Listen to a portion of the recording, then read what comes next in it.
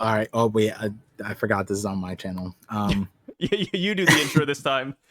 Yeah, I There forgot you because go. we were just talking about intros. Welcome to wait, on. This is the first. Oh no, I already had the name.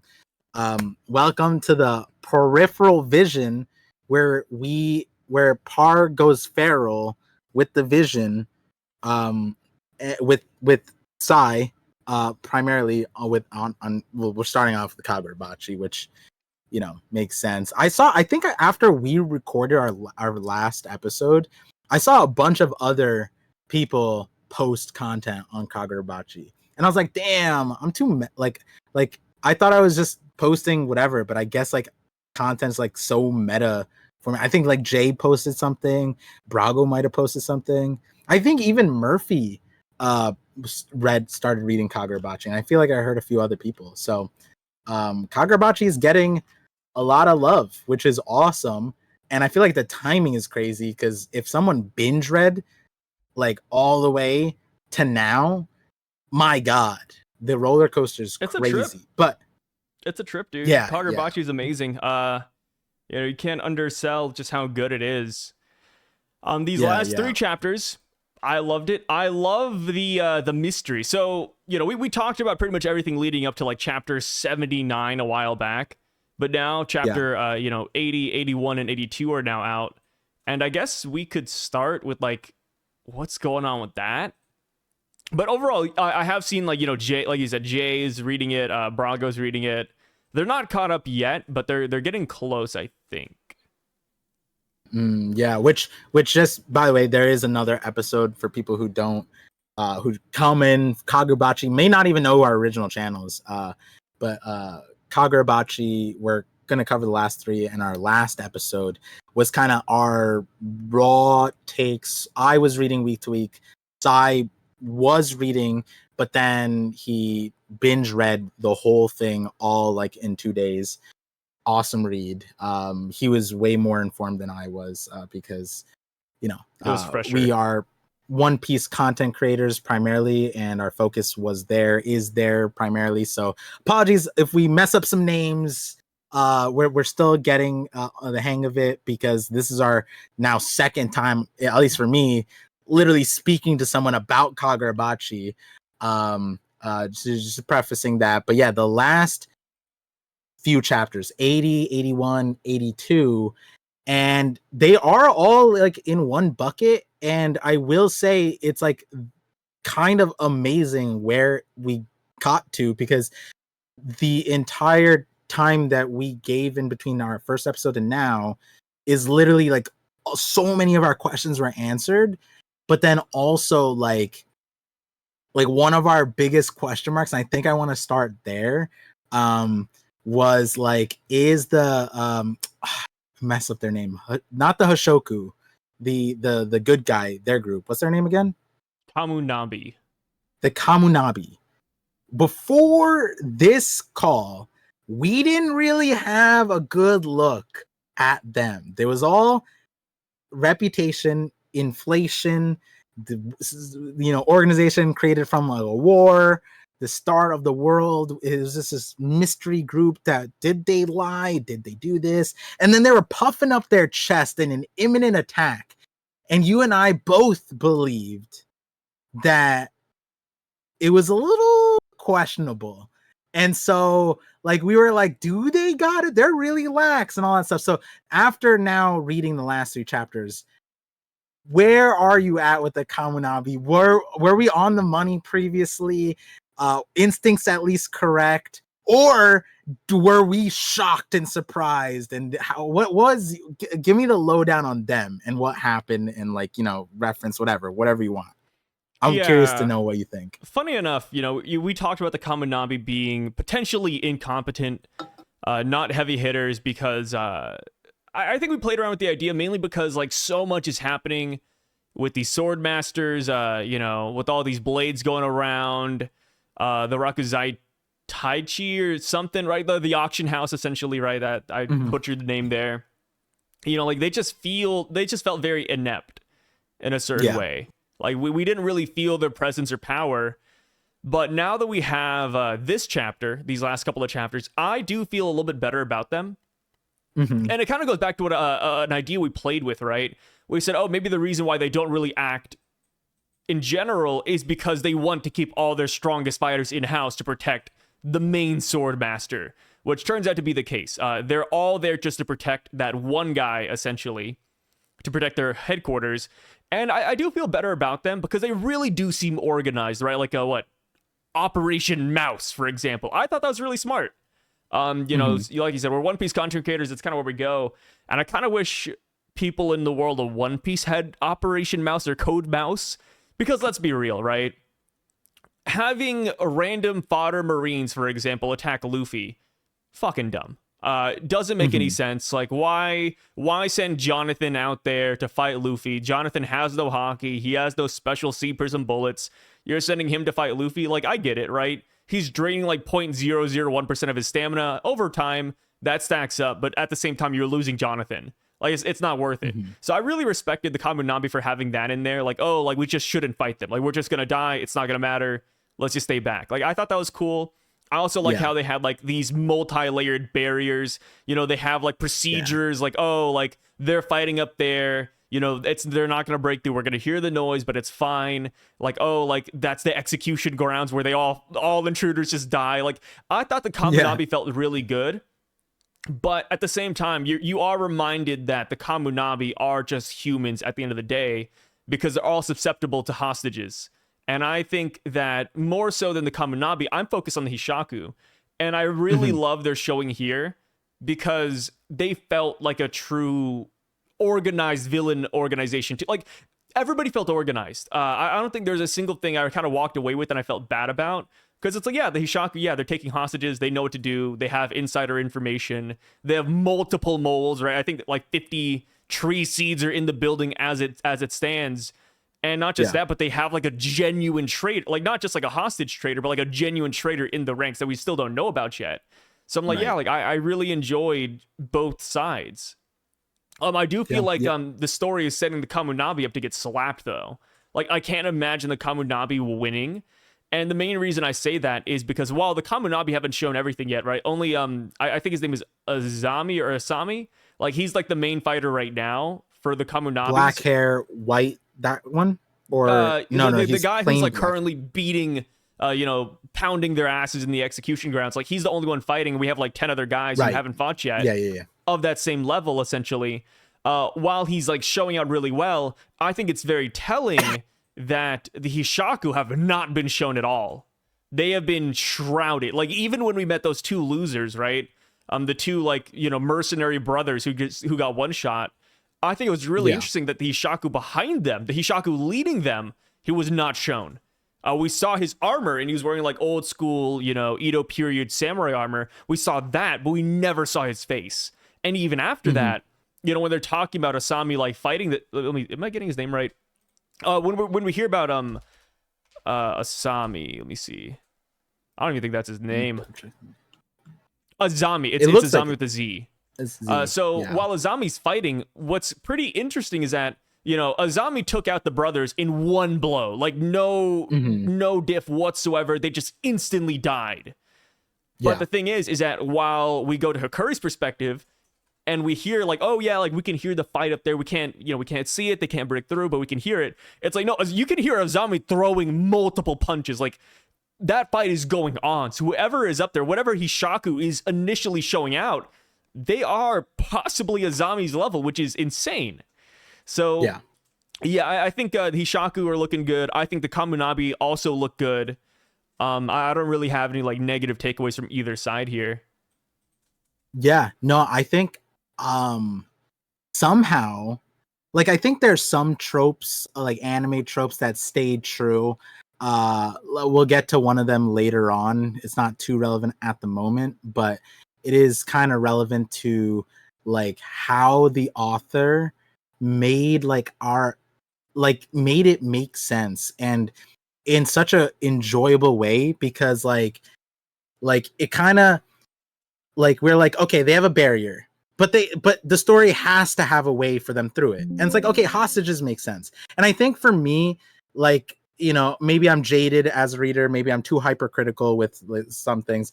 I thought like the confidence that they had for their defense was kind of simple to break down. It was the hostages, and it's like they have such a large organization. Like the confidence that they had, you would expect it of that ninja group. Like that, surely there's those people dedicated their lives. There's absolutely no way that these people could turn, right? But when I think they have 500 people here, right?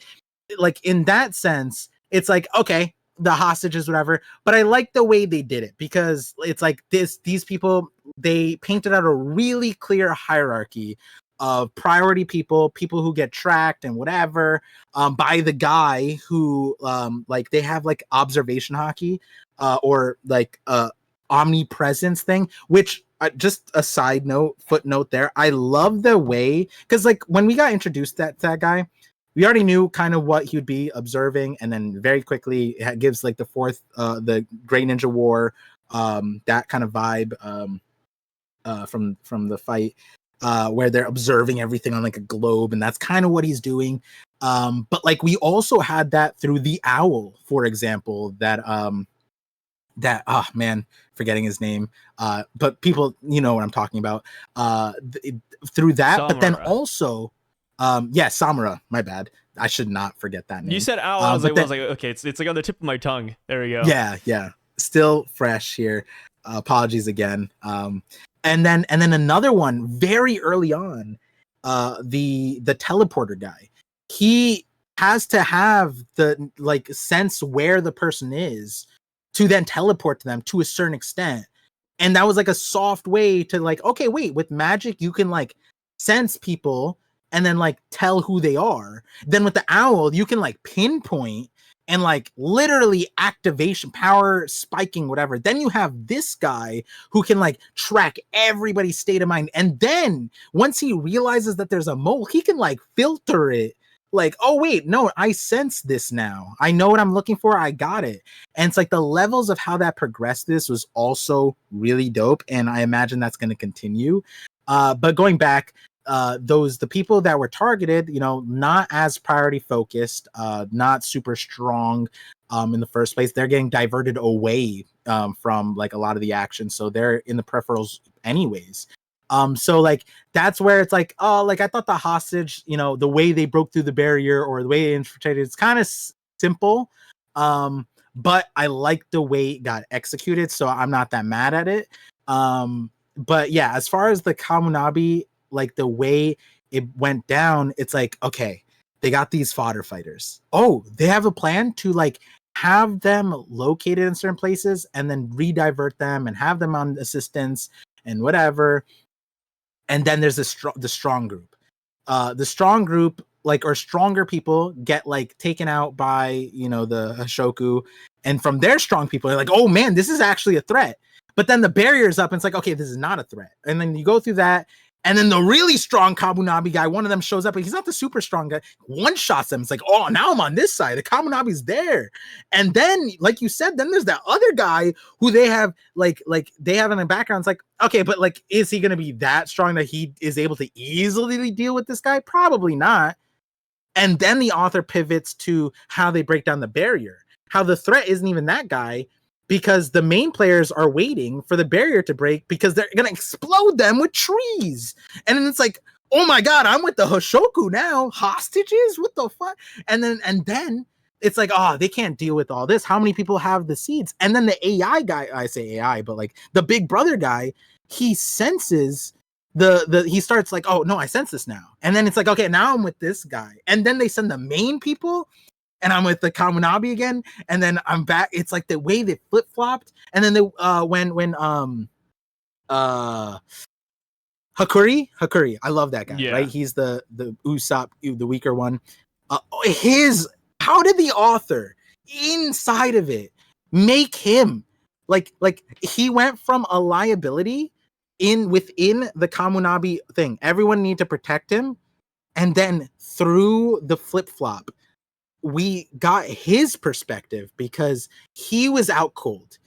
He woke up in the midst of it from like a pseudo coma, basically, in a war, and they're being sieged. And he's like, okay, wait, I'm with the Kamunabi. I'm chill. And he's getting escorted. And then he's hearing explosions. And it's like, no, it's fine. No, it wasn't fine. Some guy died. A bunch of people died. And then, but it's like, oh no, like, it's fine. I'm with this guy. Oh, now go with like these trusted people. I'm gonna explain all this stuff, the hierarchy, and you get this reassurance from his point of view. And then one of the people with him explodes, and he kills. I love that. He cuts his neck open, dude. He's like, he's like, hey, here's a picture of my daughter. You know, she's 4 months old. Yeah, I don't care about the nation of Japan, brother. He just cuts his neck. Yeah, and he blows the fuck up. I love that. It's a real motivation too, you know, like, hey, you know, they got my daughter. I love her so much. Yeah, I'm just gonna kill myself right now. Yeah, I gotta save her. I'm out. And it's so cool. It goes back to like a conversation we talked about, like hostage situation kids, but the way this one was done was like crazy. And like you said, I love that because it got me, right? But like when the guy, I think it was the way they did it was the guy showed the picture and it was like a normal conversation, but it was also framed from like the pride and nationalistic protection that like the swords masters have of like for Japan, from the war. And then you're like, oh, the Kamunabi, they're secure, bro. And then the guy's like, nah, bro, I'm not that important. I got a daughter. This is real, bro. This is real. And then he dies, explodes. And then it flips that security from not just like a whole like Japan story for Hakuri, who's like, wait, I can't. I just woke up from this coma. I was in such a lull of security and now I'm threatened. And then he's like, wait, I can't trust anybody here. They literally, I can't trust anybody. And then one of the strongest people dies in that scenario, and then he comes back, and then it's not even him. And I'm like, what the fuck? Like, it just kept flipping and flipping and flipping from a Curry standpoint that I felt him. And the way the author gave us his perspective was awesome. And then the author didn't stop there, because this is what, like, I don't know how in the span of 3 chapters you fit all this in, but Hakuri had demonstrated exactly what we liked about him, despite us not personally, you know, whether we care for like Usopp-like or this coward-like character. But he literally had like, wait a second, I'm fucking strong, bro. My brother, he went to his childhood trauma. I love that. He's like, oh, dude, my brother just beat me all the time. This is nothing. That was funny. That was so real. That was literally like, that was like when I say real, I mean like we all have trauma, and some of us Asian parents, whatever, right? And you could beat yourself up. And you know, when you're a kid, like, you know, you took shit that your adult self would never take, right? And I just like the way Hakuri went, like the way he reframed it wasn't even that. It was like, wait a second, my brother's fucking strong.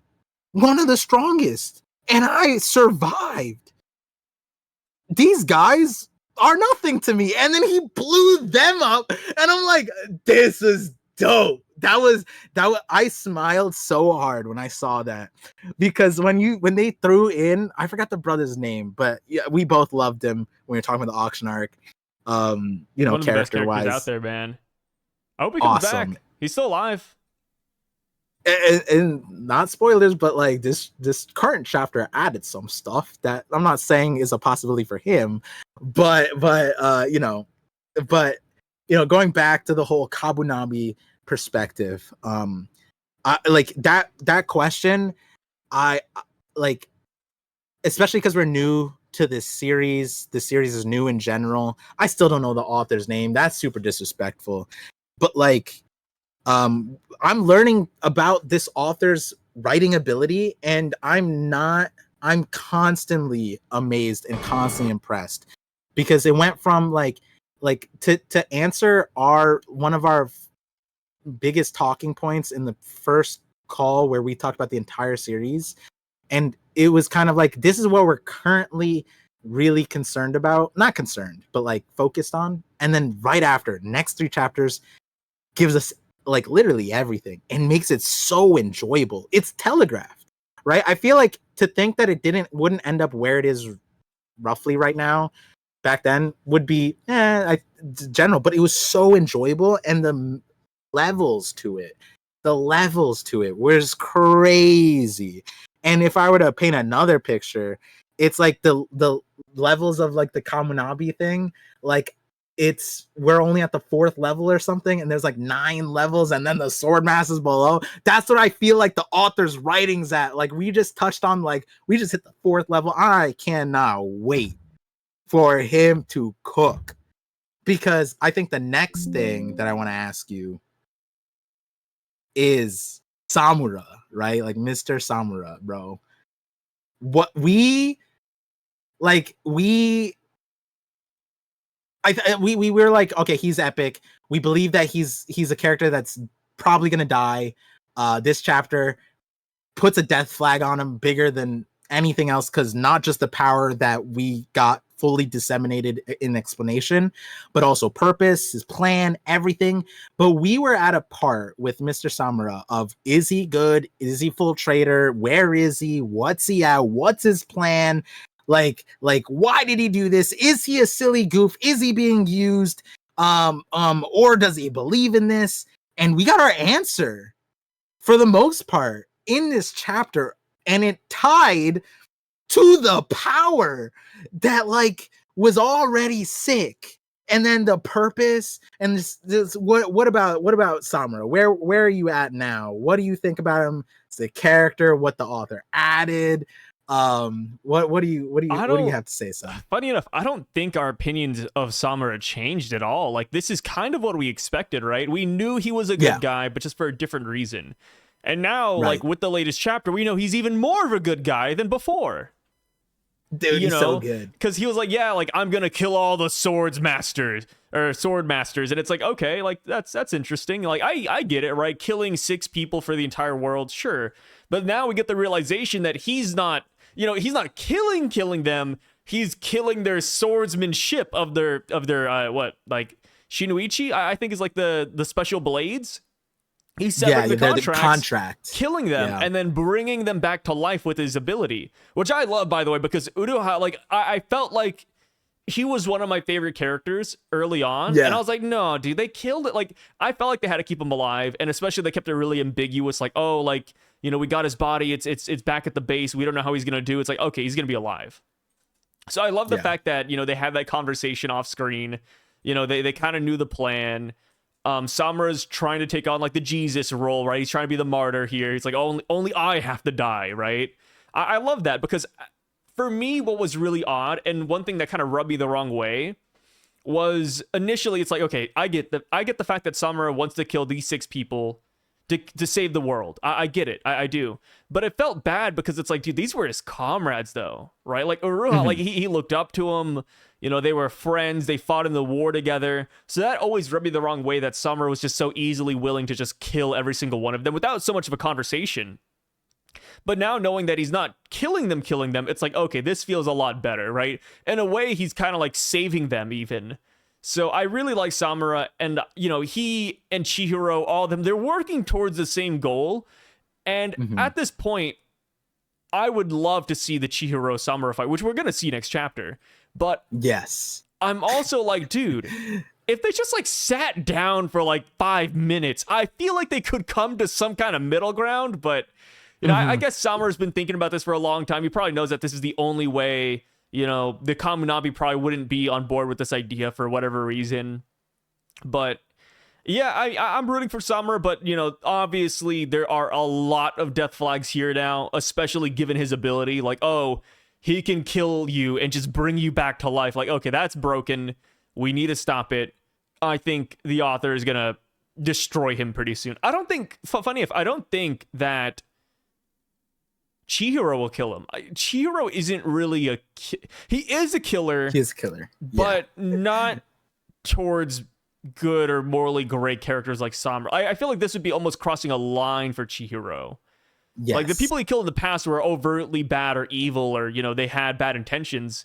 Like, for Samura, though, like, I feel like he wouldn't want to do that, especially with Samura's daughter there. I feel like that's kind of like, ooh, you know, icky. You know, because his daughter's, like, literally right there watching this fight go down. I don't think they want to go all out here. I feel like maybe a Hishaku will come by and no, I can't even say that. Like the Hishaku were all busy with the Kamunabi headquarters, so that might not except even for be the case. the one. We still haven't seen the guy who killed Chihiro's dad, right? Like that guy is still missing. And okay, there's like 3 people that killed Chihiro's dad, right? Well, yes, but like we don't know. Like as far as Chihiro goes, he and Samura's perspective hasn't given us the person who did the deed, right? Yeah, like that hasn't been like that guy hasn't actively appeared in the story. So that guy I'm holding out on, but like yes, yeah. Like as far as who does it, what? Speaking of it, we got dropped a feat in regards to killing Chihiro's dad. Bro, they cooked his ass in 10 seconds. Yes, yes. Dude, beforehand, bro, I was like, at first, I was like, wait, like they fought the dad. It was in my head, I was like, oh, it's a long, drawn out battle. Like, how did that one guy, sorry, I forgot his name too, like the guy who could teleport, like, how did he not get there in time? But now you realize that he couldn't get there in time because the fight lasted 10 seconds. Like, even if he could teleport all the way over there, like, if I were to say, hey, Par, hop on a Discord call, even if you were at your computer, it would still probably take you 10 seconds, if not more, to get here, right? Like, even if you were just sitting down at your desk, like, you know, you probably have to close out your tabs, you know, like, fix your hair or something, you know, like, turn on the camera. Like, 10 seconds is not enough, even for somebody who can instantly teleport. So that is insane. But also, I wonder, like, what was the fight even like then? Like, did they just show up and just sneak him? Or was it, like, one of those things where, like, they were all moving at supersonic speed, and then it ended just that quickly, you know? Like, I just... That's insane to think about, man. 10 seconds, huh?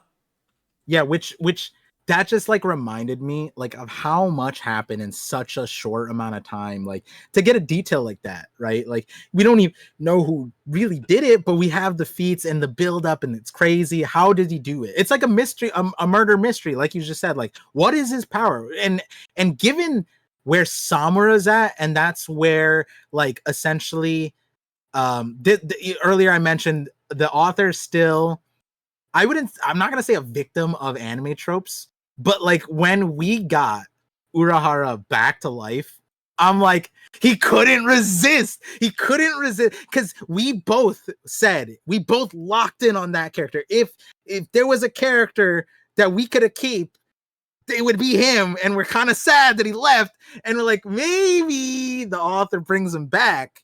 And we're like, but we don't want to feel like One Piece. We don't feel like, you know, Naruto with the reanimation.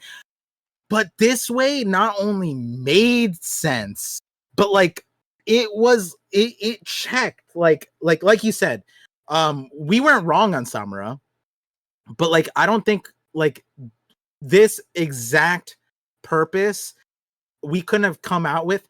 And you said, and this is why I love talking to you, because when I asked you the question, you already brought up like 2 things I want to get to, because it's like crazy.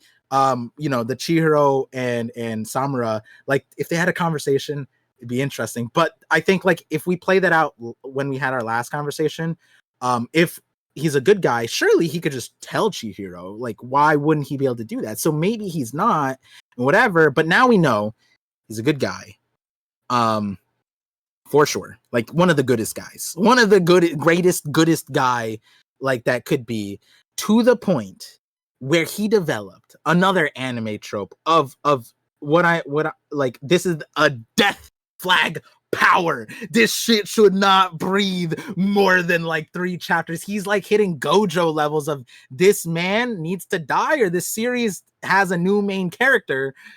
Samura having the ability to kill and revive people seemingly at no cost. Like it didn't seem like it took correct me if I'm wrong, maybe I'm forgetting, it does not like recoil, right? Like we haven't heard that, right? No recoil. Exactly. Like at least Gojo had like it expends his ability, right? You could say he gets winded from it, but you know, it's not exactly like he loses eyesight, you know, he lost functionality of his left leg. It wasn't anything like that. It was just like, like he's that took a lot out of him. That's pretty much it. with all by abilities. the fact that he already he used this power on someone like yesterday. It's like Tuesday, or no, it wasn't yesterday. It was a while ago actually. Yeah, it was a while ago. But I think so he just used the power and seemingly he's going to use it again.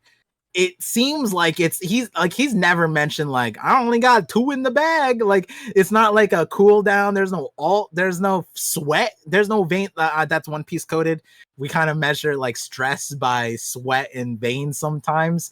But that's brain rot. So don't mind me there if you're not a part of One Piece community. But yeah, it doesn't feel like there's recoil. At least with Gojo, there was like a time limit, there was strain, he like a limited pool, which was also bounced out, made him even more broken. But like, point is, author brought out this power. This guy needs to die. And the thing is, that's solved. His plan requires him to die because he essentially, regardless of which way he does it, he would need to die in his plan. And that's essentially, he wants to break all the contracts of the swords people so that the sword master can be executed. And by killing the swords masters, they wipe away the contract, which also awesome thing because they address it in the chapter like, oh, that's not unheard of. You might think that that's a very convenient power that he made. No, this was set in stone by the Hishaku, which we may find out that Samura learned it from them. Because you know, the Hishaku, they've been showing a lot of like novel methods with their madness, and one of them was a death spawning, like a death triggered spell that in this arc is being used and was prior used against Chihiro. Right, he had what's his face, the guy, the really cool guy that we like, the good fighter guy. He killed his own people and then they spawned into monsters or whatever. That's not happening here except trees, and that was setting us up for now the good version of that, a death triggering spell that revives the people. And so that breaks the contract, saves the swords masters, they're alive. He ends up in a situation where he could off himself and have someone else like the Kamunabi can be like, okay, now we can kill the swords master, that's fine. Or he just kills the sword master, and then because he can't do it to himself, he would die anyways. So regardless, his goal is he dies. Now you had said it earlier, is that when it comes to this conversation, it's like there has to be a reason why like he can't just sit down and talk to Chihiro, because there's no, at the moment, besides Samura dying by the end of it, there's not like Samura has the correct plan and he's strong enough to do it. As long if he has no resistance, he could probably not easily, but he could get it done. Kill the swords masters, kill the people. You know, that then he's helping. There's like almost no loss. Like there is loss, and that's him. And that's why I agree with the other part, is that Chihiro cannot kill him. I think for his character arc, we set up this arc of him accepting that he's a killer. He goes to a school, and he finds out he could never be a schoolboy. He can never return to a normal life. He's already a killer. He's no different than a guy who killed at 3 years old and grew up killing to the point that he could kill him. That's how much of a killer he is. And you have to come to terms with that. And the moral quandary is the like when it comes to Samura, will he do that? His daughter's right there. Is he actually just a cold-blooded killer? Because if he was, he would. But I think the character arc and for Chihiro to win is that Samura has to come out alive. And that's really crazy because Samura's point of view kind of solves a lot of things where it's without him, sure, but like, you know, he's a veteran, whatever. Like, does he have to put it all on his own shoulders? No. But like you said earlier, his plan is 6 people down. That's not even that anymore. It's just him, theoretically, and the swords master, if he had his way. And so that's where like Samura will probably get into his psyche. Like, you know, that's why he had his daughter forget everything. He didn't even try. But I think the other part of it is Samura having this power, the way it came out, he had 18 years to develop this. This isn't a one arc Trafalgar Law awakens his thing. It's like, what the hell did this come from? How did this person awaken from one arc? Right? No, he had 18 years to cook up this spell. And that's where I also love that the multi-dimension, like the question in this chapter was asked was like what, like, how did he do this? Like, what prompted him to do this? Like, how did he evolve it? And it, like, they didn't even have time to register that. Chihiro just had to accept it. And the reality is, if you look at his backstory, his wife was dying of an illness, and that's probably his wish that entire time. Like, I wish I could put her out of her misery and take it all on my shoulder, you know? I wish she didn't have it. Like, and we already get an inkling of that, where he like he's a soldier, he did all this stuff, he cuts off his own eyes just to assimilate more. Like, it's like the level of self-sacrifice that the author already put on him makes this power not only make sense, but also validates like his goals. It gives time for like, wait, how did he evolve this? And like I said, the Hishaku, he might have signed on to the Hishaku because he was like, wait, like, they have a spell, or maybe I can learn something from them and then mimic it. And that might be in the 18 years. Why not? Like, that could be why this plan is happening now rather than, but like, you know, prior. And that might be like, it might be that Chihiro's dad, for example, was probably his biggest regret by signing to the Hishaku, is that he was probably trying to get this power. And I would suspect that it's not just the swords masters. Like, you'd probably have Chihiro's dad's probably also included, and he probably wanted to use his power on his dad. But the Hishaku got the jump on him and actually successfully killed him. And that's probably one of the regrets that he probably wants to die for. Like, had he done this sooner or something, it's probably like guilt from that. Also, like, if it was wife, Chihiro's dad, like, there's probably so many things involved. I'm not taking into account the timeline either, but you know, the reality is that like, the author gave us a full package deal with Samura, and where we're at now, I am so curious on how this fight goes with Chihiro, because he needs to like be put out. And like, but then Urahara's here, and like, I don't know if they see each other, because Urahara will be like, I don't know how that interaction goes. Too far. Yeah, they are too far, but he has Owl. Like if he leaves this situation, right, what's stopping Samura from just joining, right? Oh, joining at Kamunabi headquarters? Yeah. I mean, yeah, they're like in I another dimension that he instant teleported from, you know? Yeah, he could just teleport away, but I feel like it'd be so odd if he just like left all of a sudden, you know? Yeah, and that's where it's like, I feel the Chihiro fight has to continue. But there's that conundrum. If he just talks to Chihiro, surely they can like temporary ceasefire, right? Like Chihiro doesn't need to stop him right at this moment, right? Like, is there something I'm forgetting with the building? Because they already stopped the other guy. Yeah, they already the stopped daughter's the other guy. safe. So like I think between the two of them, the daughter's safe. There's no shot that she's a threat. Like, yeah. So it sounds like, you know, based on the ending of chapter 82, it sounds like Chihiro wants to talk to Samura during this fight still. Yeah. This could just be their form of conversation, because like at the very end, Chihiro says, "I'll show you here and now." And if you go like before that, you know, Chihiro's trying to say, "Hey, like, you know, we can work together.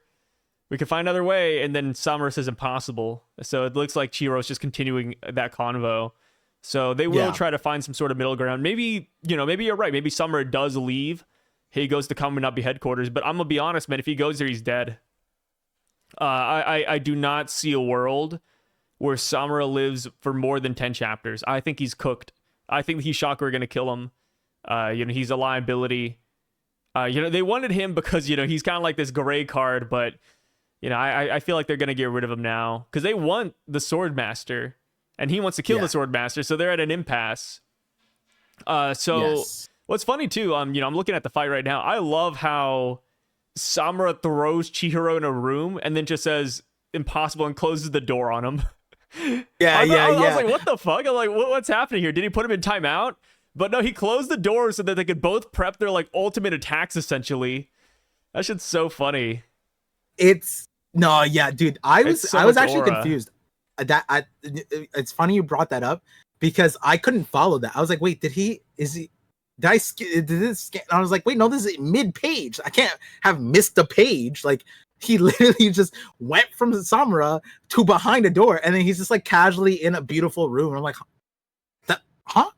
And then you go to the next into stage. The peephole, and he's aura farming. He's aura coolest farming. Aura farming that like, because like the thing is, it like the way Samura or Chihiro kind of is, like we get it like his perspective of he's at the door and he's looking at the peephole, but like, and I don't know how the anime would do this, but I don't think he actually looked through the peephole. Oh no, I think that was like the camera perspective. Yeah, he didn't actually see this. He's just like, oh my god, if I walk to this door, then I failed this test. And if the door moves, I die. And he passed the test, sort of. And then Samura like was allowed to fully aura farm because then he just like blows the door to smithereens. What happened? He like coughed, right? Like he gulped, right? Was that what it was? He gulped and then Samura heard it and then just immediately cooked his ass. But then the reality was it wasn't that he got fully cooked because he defended himself, but like the full test would have been like if they like clashed or whatever. But like it was that Samura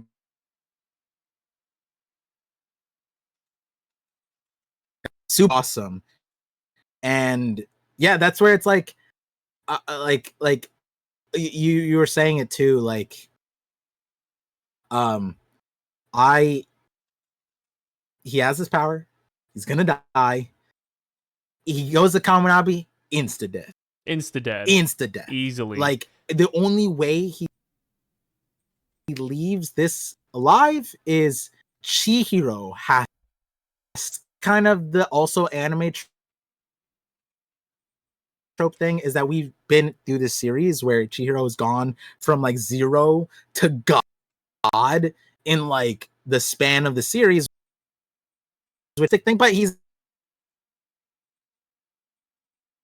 cool, whatever, doesn't matter. But the evolution, last 18 years, this is what he wanted. This is how the evolution thing works. And I think why I like it for him to develop like swordsman to mythological contract sword.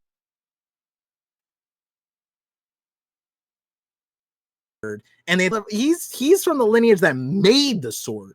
He's from the lineage that knows the sword. He's been fighting this entire series, knowing the ability of the swords, knowing how the swords work, knowing what potential window there is for what he doesn't know, and fighting while having that info and using that to an advantage above the other people who recently got the sword or may not know the sword. Even the ninja team that was trained on that specific sword, they lost because they didn't have the level of intellect that like Chihiro had. And that's something the author has been using. So I wouldn't even be mad if Chihiro figures out like, this is how I evolve the sword.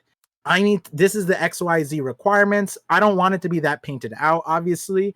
The author's been doing a great job with how they've been doing it. For example, Hakuri getting the boost in like, wait a second. Tough. Like, okay, wait. So, like, yeah. Yes. Chihiro has like the advantage over other people because of his knowledge. But at this point in time, Samura's kind of going past what Chihiro knows. Like, I mean, you kind of touched on that, but like that's kind of like, can Chihiro accurately predict how these swords will evolve in the future? And of course, I think you're right. That will lead to like Chihiro's next big power up too. Like, oh, like if Samura can do this in 18 years, what can I do? Of course, Chihiro doesn't have 18 years. He probably has like maybe 1 or 2. You know, typical anime fashion. Like we don't really get a lot of time skips, but I think it'd be interesting to see just like how the koi. You know what? Isn't it like a thing like the koi fish turns into a dragon? What if by the end Chihiro gets like a dragon ability? That's so dope, dude. Yeah, the carp. Yeah, the And carp. Yeah, he has like the goldfish thing. That's a carp, right? Magic carp, right? Like it's a carp. So yeah, that is like, bro. I'm that's the so most glad. swordsman ass shit too, right? Swordsman with the dragon behind. Yeah, that's. Might as That's well it. write it That's in, it. right? That's it. And that's, you see, because like you said, like we don't have a lot of time. The anime trope is just give it to him, and where it feels awkward when it's too quick or even sometimes too long. Sometimes too long can feel awkward. I've been reading a few where it's like, bro, like how did the character not learn this by now? You know, and Killer and Hockey, great example. You know, Law and Awakening, flip of that example.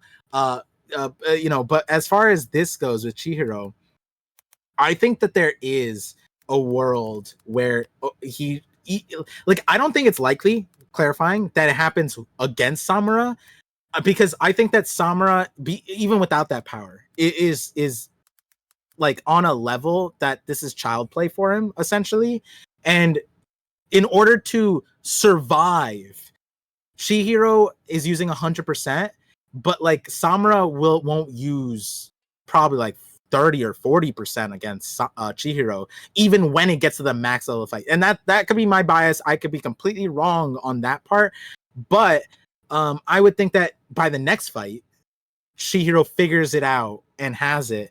And like you said, like the way, can he figure out? Samura's already at the point, but what the author did do is that the explanation, Chihiro figured it out. He actually understood it, and is like, wait, he developed a new move.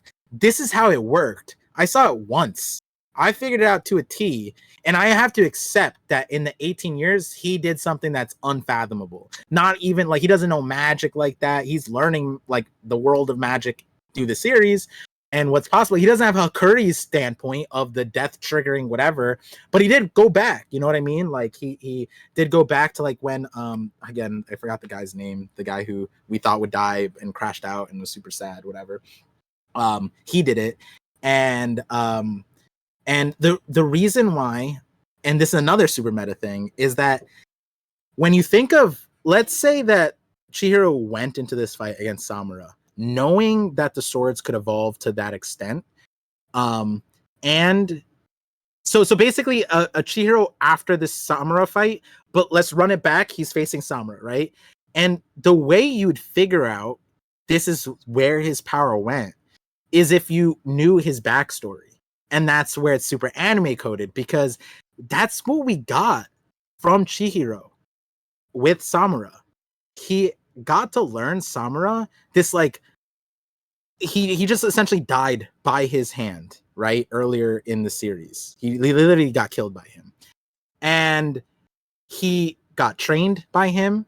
He was learning his technique in this arc just before fighting Samura with the EI period. He didn't know it until he saw his daughter, and that's where the author went fucking sicko mode, because he gave us Samura's story through the daughter, and the daughter learned like how to fight like Samura, like, and when you know the backstory, it's like, I get it.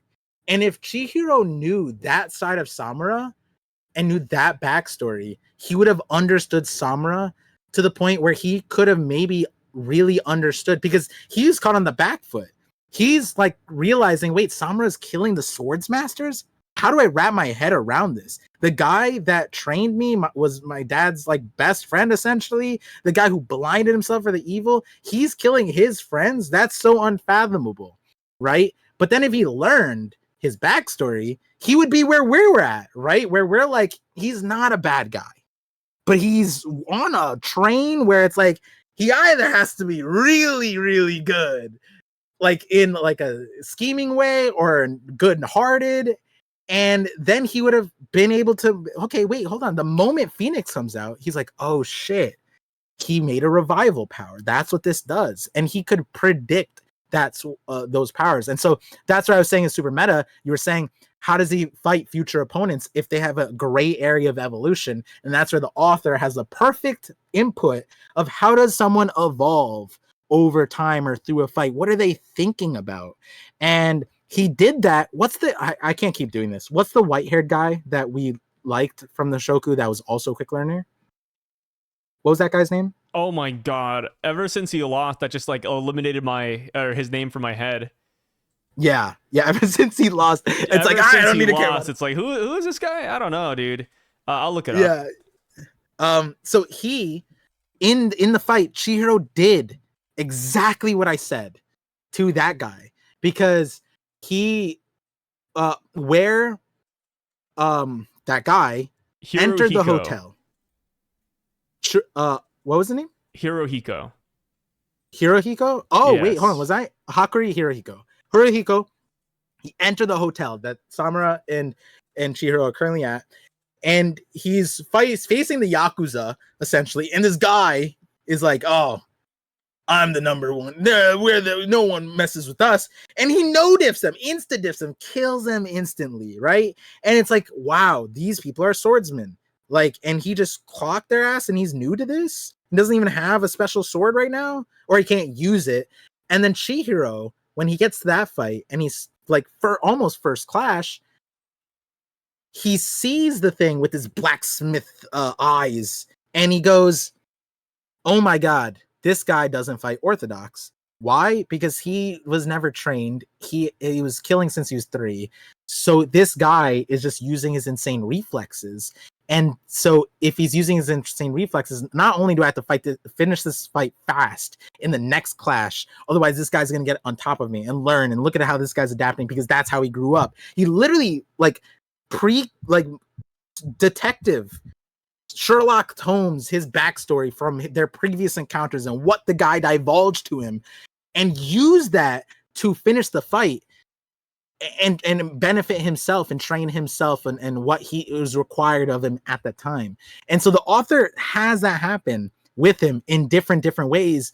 And honestly, the next level of it is not only super meta, but also it's so in KAGURABACHI. It feels so nice because it's all just like lockstep. Like, oh my god, that's why we had the daughter spend so much time explaining the thing, because Samura's like entire plan, like it's not just his friends. It was a whole thing that started from losing his wife, abandoning his daughter, self-sacrifice, blinding himself, killing Chihiro's dad's death. Like, there's so many levels to it that it's like, okay, we can give this guy revival power, and he can have the most perfect way to enact his plan, and it makes so much sense. And now the question of like, wait, but then how do Chihiro and Samura, like, how do they still stay at odds? And it's like, now with all of this, everything I've said, I have full confidence in the author, because these last 3 chapters, we didn't even talk about everything. No, I feel like we're still touching broad stuff. Like, we would have to do week to week to start talking about the art, start talking about like the visuals, the choreography, the thought processes, because all the characters, we even got that random like vice like captain guy who's Kudo? Like, yeah, dude, with the mask, and then he just fucking dies off screen. No, below him. Not the guy with the mask. Like, he was just like the guy below him, the one who realized that Kudo was a fake. Yeah. Yeah, no, below him. That's the thing. The first guy, remember before, when they were rerouting the fodder, we got that guy who's like, the guy where like his he's like, like that mercenary there, he killed my nephew or something, and I really want revenge, but also I'm bitch made. I can't do anything. I respect that. He's like, yeah, like I'd lose that fight, man. Like my brother's killer, my nephew's killer just spared my life. Really sucks. Yeah. And so the fact that we went like I was like that guy, and you assumed it, and one lower, literally fodder, bro. What we got there was the equivalent of getting One Piece reference, One Piece fan letter in the midst of Marineford, and it didn't feel bad. Like, that's what we got. We got like this random no importance guy backstory, and it didn't take away from the guy above him, his opponent, the guy above him. That guy dies, and then we get the guy who killed his backstory. He's a hostage. Like, the complexity of every layer is profound. It needs to be studied. Like, I can't even fathom that this is 3 chapters. This is week to week. Is Kagurabachi seasonal? Yeah. It's week to week. My God, dude, this guy is. I need to know. I'm so disrespectful. Okay, this is the 2nd episode. Put it on record. Kagurabachi author. Name. Yeah. Look it up. Takeru Hokazono. Legendary.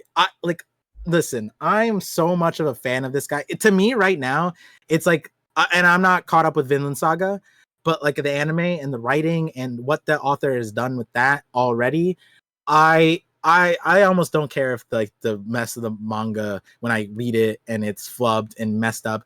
I know that somewhere within this guy is a genius because of what I have already seen. That's where I'm at with Kagurabachi. This guy could ruin the entire series. I would walk away and be like, that was an amazing first 82. I loved it. You know what I mean? First 150. And that might be super glaze, but it's definitely really, super glazed, but I think it makes sense. I think Kagurabachi has been just so much fun just with only 80 chapters, man. Only we read a series that's so much progress, man. Chapters. So many fights, so many main villains. It's like, dude, mangas nowadays, man, they're moving at a different pace. And it's like efficient. It feels good. It's not, we're not missing things. Like during our conversation, I had to constantly look back and be like, is what you're referencing within the chapters we talked, because I have all 3 chapters pulled up. So I'm like, wait, this happened and I'm like, wait, it did happen since we last talked about it. And that's crazy to me, that everything that we talked about and all the development for all the characters and the complexity at which our questions were answered since our last conversation, I am dumbfounded. Because again, One Piece reference, I feel like there's times where we go 5 chapters and something like a question that was supposed to be like literally 1 sentence. What is this guy? Where did this guy go?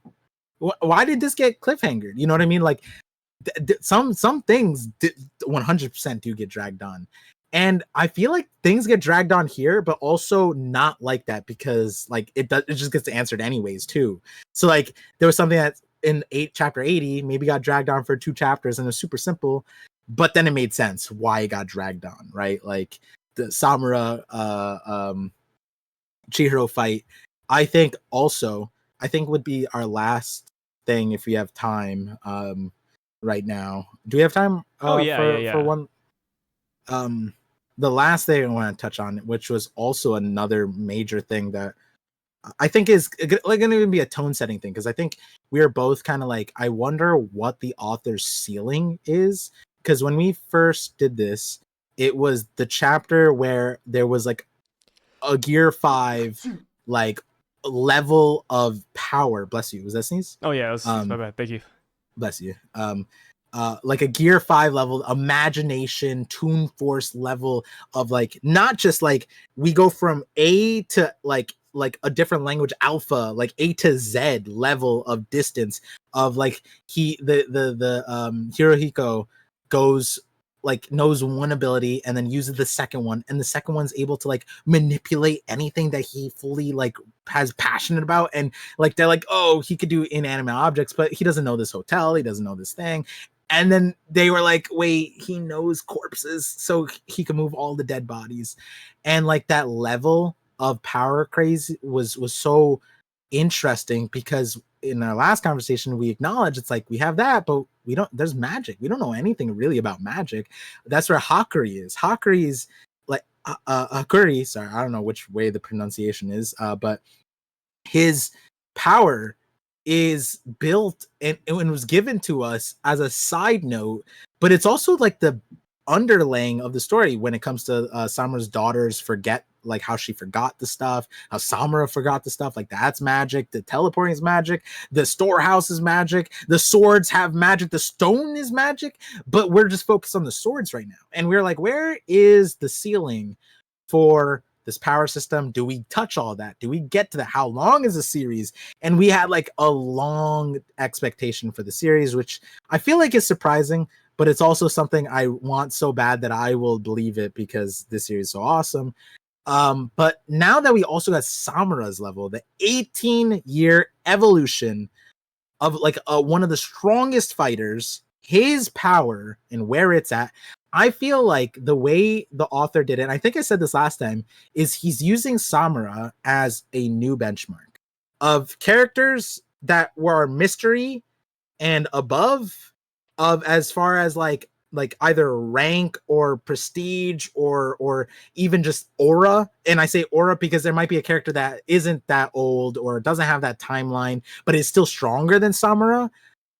They are going to be above, and their powers are going to be equal, if not more oppressive than what Samura is able to do. And Samura has been regarded currently as like in the arbiter of power. And I'm actually like, I was going to ask this at the very start, but I'm glad I waited till now because it's related to the Kamunabi.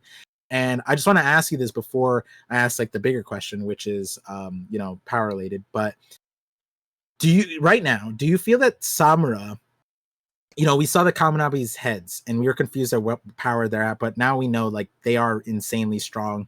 Like they're being held as like a cornerstone of strength, to the point where they're like, it would almost be unfathomable they toppled, though we haven't seen anything and we don't know if it's hot air, but we saw people below them exhibit competence. And do you feel that Samura is stronger than them, or do you think that some of them beat Samura, like in a swords fight or in a battle or whatever? Or do you think that like maybe not even a collective? Do you think there's individuals in the Kamunabi besides the other swords masters, which we don't know, that could like handle Samura? Do you think those people are that strong?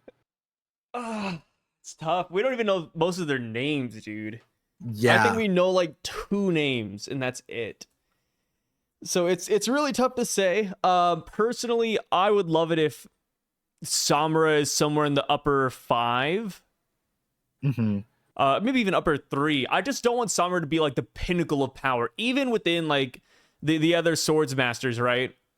I mean, they talked about Samura was the strongest, but I would love it if like, certain sword masters excel in different things. Like, oh yeah, like in a straight 1v1 fight, Samura is like the Kaido of the of the sword masters, right? In a 1v1 battle of pure swordsmanship, always bet on Samura. But maybe it's like, okay, like, but if we're talking about like footwork or speed or pure strength, these other guys have better techniques and they're better in that field.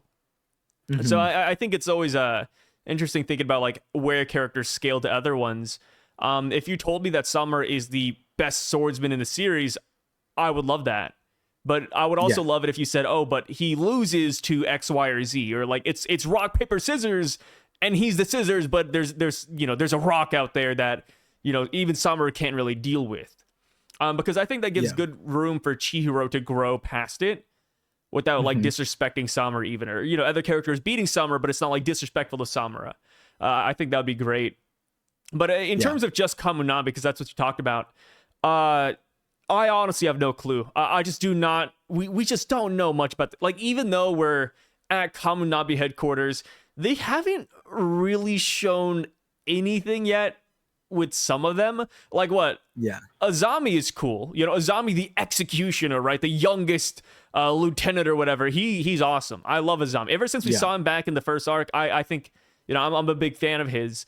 But the only other Kamunabi leader we've seen is the one who's in the intel room, and he's kind of like what's going on? What's the 411? That sucks. Do this, do that.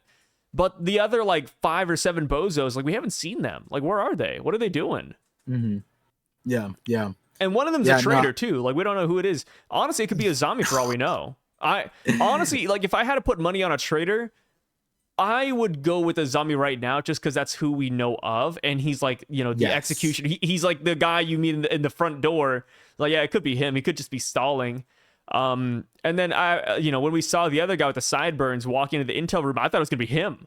Like, oh, like he's the traitor. He's gonna go to the barrier people. And he's gonna kill him right there. And that's how they're all gonna get in. Yeah. But no, he's really like a good guy, because he's like, oh, like I'm gonna fire these guys later. You're like, what the fuck? Like, what do you mean this is going wrong? Hello, jamming? What? I love that. Oh man, you brought up a whole angle that I completely forgot to like incorporate in this conversation, which is a big one, the traitor thing. As far as the Kamunabi go, I share your instinct for who the traitor is, because for the most irony, it would be the person Samura confided in, right? Like, and someone around that, the person situation. Everybody confides in, essentially. Yeah. And so, like, being logical, it's that person or someone connected to, and it's not that, like, it's there, it's right there. And so that's the other question too, is like, Samura is out here and he's a unit, to the point where the Hishaku are literally like, if he's not our ally, he's our greatest enemy. And there's like a certain nuance to that when we had it earlier, which is like, that gives Samura the level of power that like makes him more of a priority threat than the entire organization together. But when you think about the Hishaku, they're looking at it as, we are invading the Kamunabi, so that gives us the benefit of location, whatever. Samura has a lot of stuff to his arsenal that if you were a threat to him, he puts up owl, you're gone. You don't even breathe. Like, he sensed the sword, instantly was there. And so they use the rocks, the special rocks. Imagine he could sense that. What? Sorry. No fucking way. Kudo, the guy that Hakuri was with, was one of the Kamunabi leaders, and he got off-screened. I didn't realize he was the leader. The short guy. Yeah, the short guy with the mask. So my cope, he was one of the people at the round table. I didn't realize that until just now. He got cooked off screen? No, dude, the Kamunabi leaders are trash, man. No fucking way. Kudo got off. He was one of the 8 boys? No. To be fair, he did acknowledge he's not much of a fighter. The author had him admit that. But he said, but we could say that with the rest of them too. Like, what if we meet like 5 others and they're like, yeah, I'm not a fighter either. So he goes, all of the upper echelon are highly skilled, though Azami's on another level, answering, I'm not much of a fighter. So that's like the Saturn situation. Like, oh, he came first, so he's the weakest. And that is a trope. He did show up first, technically, in that kind of thing. And he got cooked off screen. The author acknowledged it. I'm hoping, I'm choosing to believe the word, that they are like, he is not much of a fighter, and there's at least tears to it. But you are right, that does not look good. And that's why the author was so good at like putting you on a seesaw, that like you're like lost. Like, I don't even know what to believe anymore. It feels like one of those things where the author was like, you know what, I introduced way too many Kamunabi leaders, I just gotta cook one real quick. That's gotta be it. And here's the thing too, right, with the Kamunabi, is like, they are literally in a figurehead situation, because who have they been fighting in the 18 years? Like, they haven't been active. The Hishaku's recently, but then even when it came to the Samura and protecting Chihiro's dad, they didn't do it. The teleporter guy did it solo dolo. Like, he put up the force field, he was teleporting. Like, Chihiro's dad was essentially off grid, to as far as what the Kamunabi knew. And so it's kind of like, bro, like, there's a lot of room to question. There's a lot of room to believe. And I like to believe that the author is using the characters as efficiently as possible, because he has been so far. Shout outs to Takaru. Shout outs. I'm gonna start naming you, okay? But like, I like to believe, but I'm with you as far as like, the Samura question is so hard, because I think that the Phoenix is pinnacle. I think the Phoenix is pinnacle, but the author did a genius thing because that makes him at the higher levels a support character. And what I mean by that is, if a League reference, right? It's like putting Faker on Soraka, right? Like, yes, if you put Soraka on Faker on Soraka, he could get to Diamond mid lane. That was actually a thing. He could get to the highest levels with that thing. But at the end of the day, if he faces another expert and they are not a support character, they are an offensive character, Soraka gets cooked. And if they are on the same levels, not even just player-wise, in-game level, you have to be brain dead to be a professional player to lose to Faker on Soraka if you have something like Syndra, right? But point is, to bring it back to scope, is that the author did a genius thing where if you put that Phoenix ability side by side with Malediction, that's not like a fight. The guy who has Malediction wins. Yeah. And there's a reason why Samura needed the other swordsman to take out the sword master, right? Now, that's to say, like, again, it's probably that Samura's the Mihawk of the series, or Shanks or Kaido, that is like the number one pinnacle of their respective thing. But there's magic. There's also magic. And when you think of the Phoenix power, what makes it cool isn't the swordsmanship, it's the magic. That's the whole spectrum of the series that we have. That's still the rocks, how Chihiro's dad put the power into the sword. That's a mystery. The swordsmen themselves don't know that. And then you just have now two guys. Malediction is an interesting one because we don't know if it's on the level of like an evolution. It feels like it is. It feels like literally the exact opposite of the Phoenix, the Suzaku. It's like, okay, I want to pinpoint kill people, but not really. I want them to come back to life because I'm so good of a person that I can't fathom killing people like that. And I want to, if I can, I want to revive them. Whereas the other guy was like, kill everything. I don't care if they're innocent, they're dying. There's no living me. That was this complete opposite guy, complete opposite power, all that stuff. You would almost think, this theory, that the reason why Samura is willing to accept part of this plan is that he has no qualms with killing the Swordmaster, because that guy is that heinous now that he's like, yeah, but if that guy had even an ounce of good, I could see Samura being like, ah, shit, I need to come up with a better plan. Phoenix isn't good enough to do this because I like that guy helped an old lady walk across the street. There's good in him. But I think that guy is so, like, he's so morally black that they literally can't do anything because he's that strong and that evil, but they needed his ass. And that is probably the Kamunabi's biggest secret, is that like he was like the number one. He's like the all for one of this series, essentially. But the Hero Association actively is like we need you for this war.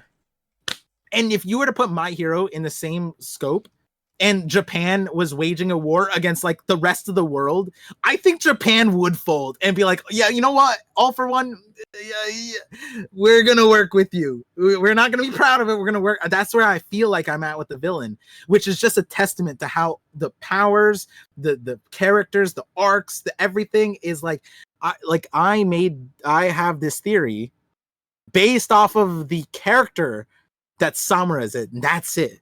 And I feel like if I now were to rethink it through the other lens, that makes so much sense.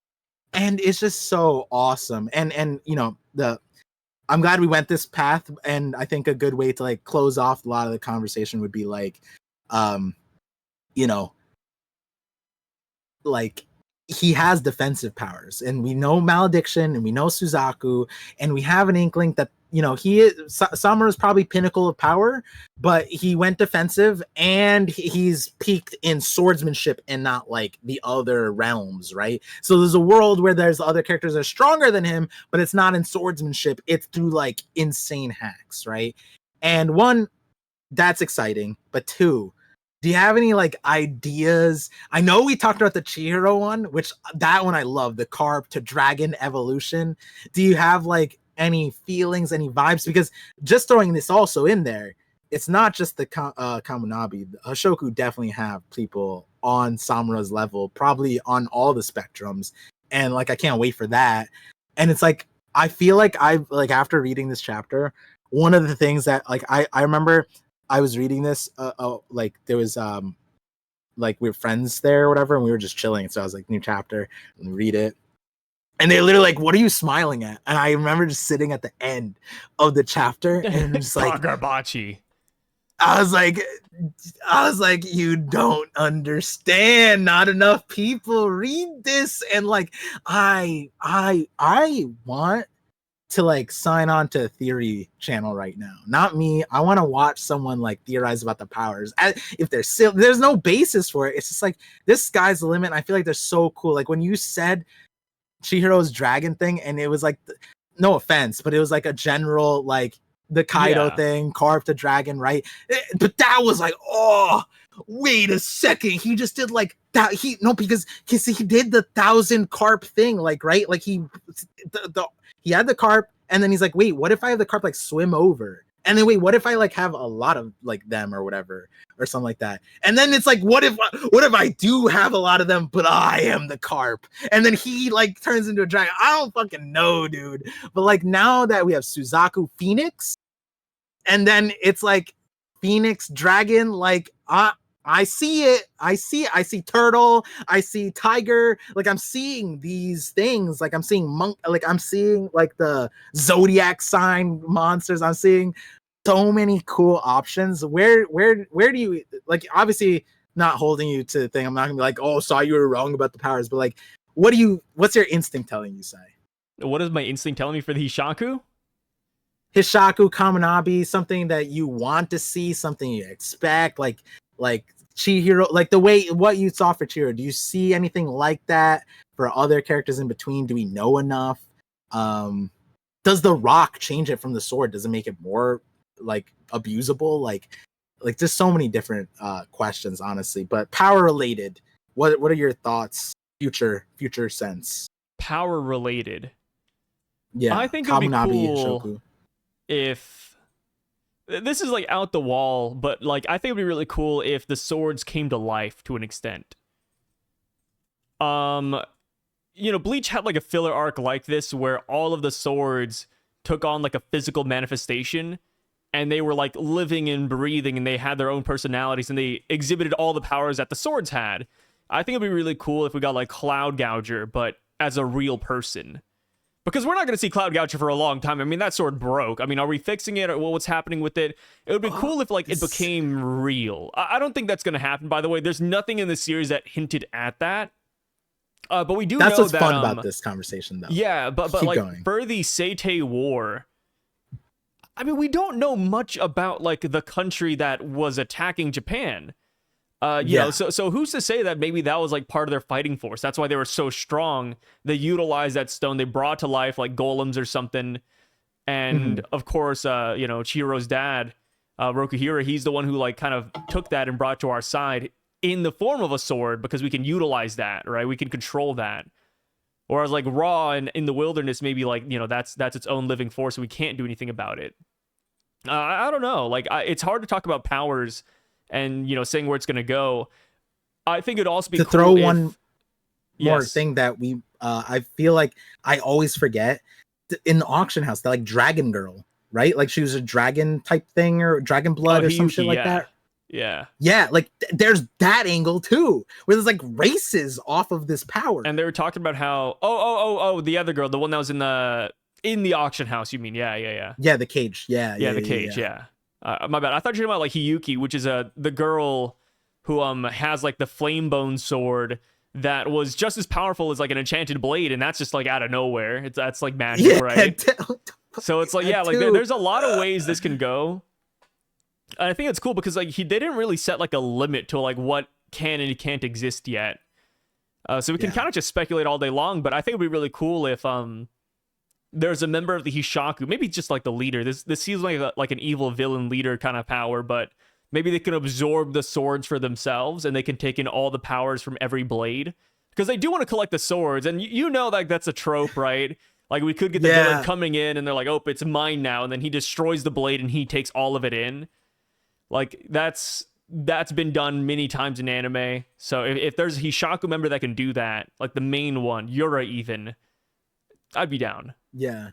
There could be people, like, a version of that, but, like, I thought of this because of Chainsaw Man, where, well, sort of, but, like, I don't know, I've not caught up with the manga. I don't know if I caught up with the anime, but, because, like, there's, like, the contracts. Like, in Chainsaw Man, you make the contract with your thing, and it's, like, what you sacrifice also levels to, like, what power you're able to get or use or whatever. So, like, someone could sacrifice limbs and they have an insane power. And I don't know how far that goes, but we have that here. Contracts to use the blades. They have the contracts, but the other person with, like, the fire thing, the fire stick, the fire baton.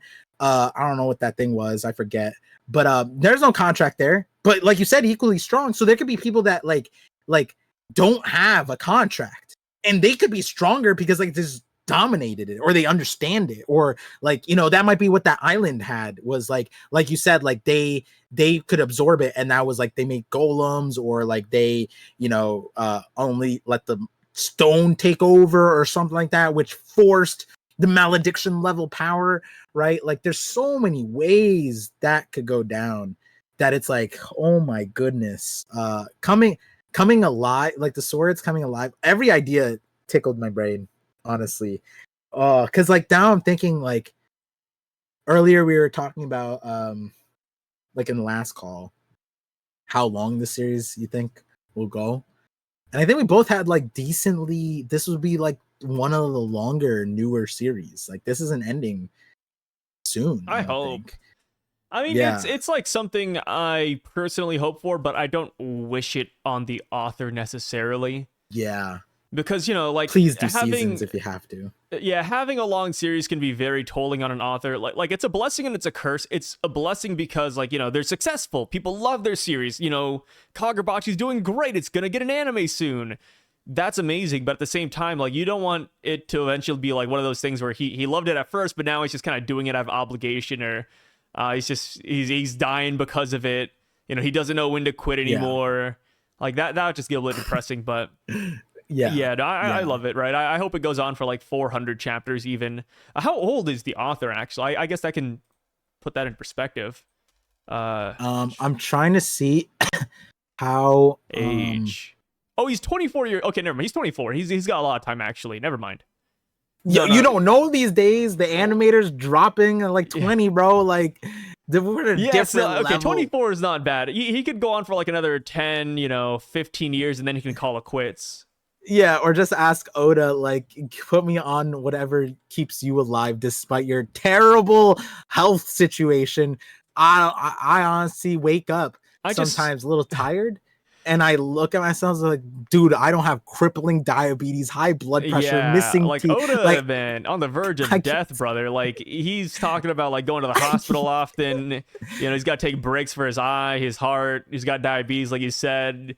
Gout. He gets 4 hours of sleep. He doesn't see his family, so he regrets some of this. He constantly talks about like ending the series, but he's like, it's 5 years, 6 years, and it's like, okay, like I kind of feel bad for Oda, man. Drinker as well. This guy, I reframed it reference to the 50-50 that we recorded, but I reframed this when I like think about Oda's health, because it honestly makes me so sad. You know how I am with health and like people's health. Like I'm like, health is my number one priority always anyways. But and so it pains me to know that Oda, like, he's having fun, sure, but the man is sacrificing lifespan every chapter. And like, when you really, and I don't advise anyone to just read the series, don't look into that part of the thing. It especially if you're like me, most of you won't be like me, but like, to give you my perspective, when I get a chapter deep down, I'm like, how many years did we take off of this guy? Like, he's like mid 40s, and he's worse off than like some 80-year-olds that I know. And it's crazy. He's having fun. We had like 2 health crises last year. Other mangakas of his stature and thing, Toriyama just got hit in the head and gone. Like, that wasn't expected. There's so many levels to it, right? And so he makes me worried. And I reframe it as when I get lazy in the morning and I wake up and I just don't feel like I feel like I did this when I had COVID 2 years ago. I wake up and I'm like, bro, like Oda probably feels 100 times worse than me. And he gets out of bed every day with 4 hours of sleep, and he has done it for 20. What am I complaining about? He doesn't have to do it either, man. Like, Oda's a better guy than most. Like, with how much money and how big his editing team is, like over a dozen people, like, brother, just stay home a day, just yeah. I get it, right? The series of One Piece is good because he's at the helm, but I'd add in a couple of break days here and there, brother. Like, you know what I mean? Like, because they already do like a lot of heavy lifting already, like his editors and his staff. Yeah. Oda just kind of comes in, does like the finishing touches, but still, like, man, dude, take start a break and finish. Like, he does. Like, I don't want to hear stories about how he's missing his kids. Oh, I didn't see my wife the other day. It's like, damn, bro, like, just take off, man. And he's flying. He's going to other countries, like, and that's why I don't wish that on the KAGURABACHI author. I hope the KAGURABACHI author lives life to the fullest. He doesn't have any regrets. I hope that, just because he's making this great series, he's not like, sacrificing a lot. So that's why it's like, I want this to be a long series. I love KAGURABACHI, but at the same time, it's like, I hope he doesn't have any regrets afterwards, I guess is a good way to put it. Yeah. And last thing on the Oda part, like, it gets to a certain point where it's like, like, I think I was resistant and I coped when, like, because when I first started in the One Piece content creation stuff, like, you start learning more and more about Oda. Like, I knew a bit, then I start reading interviews and I see this and then I start hearing people who know him, like literally work with him, and you get all that detail. And my cope was like, oh, he's rich. Surely he takes care of himself. Surely he has the doctors to put him in place. But he actively sabotages his own health. And if this somehow helps somebody, bro, like, the money is not worth it. It's not worth it to a certain point. Even the money, shorten the series. I don't know. Like, I've even seen my dad, like, he had to. I always say this because I have, for people who don't know, because still people who don't know, always get new viewers. I have cancer, and I always tell people who are like a little reckless at like a later age with their health, or like they're ignoring signs of their health. I always say, you want to take care of your health on your schedule. You don't want your health to schedule your life. So I have to take medicine every day, same time of day. I have to schedule how I eat, whatever. And I have, I'm in a good situation, all things considered. Oda and people in his state, life, like the medicine, the times you have to poop, bro, all that stuff is on your health's dime and time, and you don't want to be there. And I hope that the KAGURABACHI author and the efficiency that he's writing at, I'm his thinking art style, brother. Dude, good, does he draw this too? Like, is he like that too? No, does he draw? I looked it up. Writer and illustrator. So this Oh guy's going in, and you gotta imagine, new series. He probably doesn't have a big team behind him. He probably has like maybe 3 guys. If I had to guess. God, bro, I'm on his wiki page, and it's the shortest wiki page I've ever seen. It's one page. I don't have to scroll to get to the references, which means he doesn't have other series. And that's very talented. This is his. Dude, people were memeing on him in the beginning. I loved it. I mean, the KAGURABACHI meme was funny, but I want series to be good. And I'm glad that KAGURABACHI transcended the meme. I'm glad people stuck around. And one day, I swear, you're going to catch me and Par doing weekly KAGURABACHI reviews. This is that the day's coming soon. drug. This is the gateway drug. Yeah. I just read that he wrote Kagurabachi because he wanted to write a revenge story. Which I gotta say, I don't know if he's talking about Chihiro even when he says that. Because it really feels like if there's a person out for revenge, I think it's the Hishaku. Yeah, someone there, bro. Because like that goes the traitor. That we don't know anything about the Hishaku, but you know, it kind of feels like they were on the losing side of the war and they want revenge on the samurai, or not the samurai, but the swordsman. Oh shit! Yeah, I mean, never even. I mean, they said that, right? They said that their goal, one of their goals, is to get the blades. The other one is to expose what Japan did in that war with the malediction. Yeah. Like they want to expose the swordsman. So it sounds like, you know, they also want revenge. But we don't know if they're from the country. We don't know if they're Japanese. That's so smart. We don't know anything about the Hishaku, really. Like, you know, and then the people who are weird in Hishaku, like Hirohiko and a couple of the other characters, they're not even like main Hishaku members, right? Because the Hishaku only have 10 people. And some of the ones that we've met so far, they're not like the main cast of Hishaku. So it's like, yeah, like it's still a blank slate. We know nothing about Yura. We don't even know the name of the plant guy who's been in like freaking 5-6 chapters now. You know, like the samurai guy that a zombie's fighting is still faceless. Like, yeah, like that's a blank organization. It could be just a militia of, you know, the people who lost the war. They want revenge. Or maybe it's the Japanese people who saw what happened and they want, you know, they felt like maybe Japan was in the wrong, which, I mean, and to be Someone fair, who knows you that know, treaty. In a war, brother, like, you know, you gotta do what you gotta do, man. But, you know, it's dicey. But yeah, good story, man. That's so smart. You hit me with because I didn't know about the revenge thing. But I feel like even if I had that, I wouldn't have.